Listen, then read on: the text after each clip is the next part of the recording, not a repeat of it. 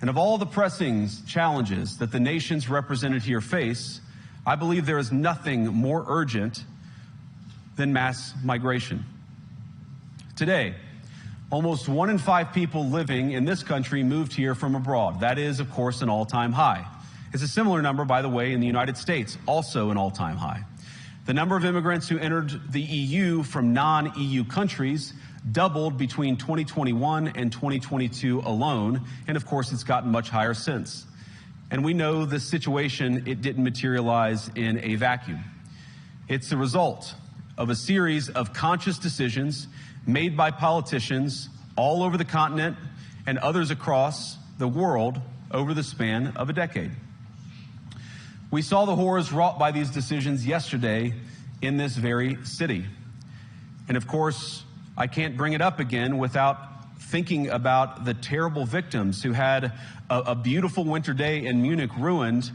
Our thoughts and prayers are with them and will remain with them. But why did this happen in the first place?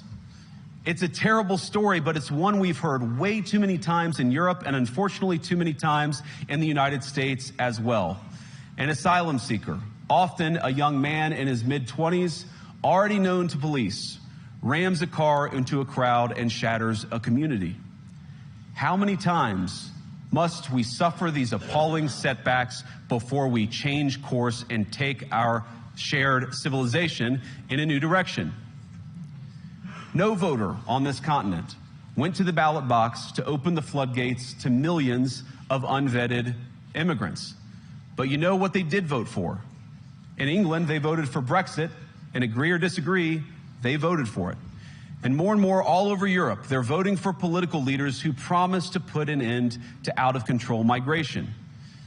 Now, I happen to agree with a lot of these concerns, but you don't have to agree with me. I just think that people care about their homes, they care about their dreams, they care about their safety and their capacity to provide for themselves and their children. And they're smart. I think this is one of the most important things I've learned in my brief time in politics.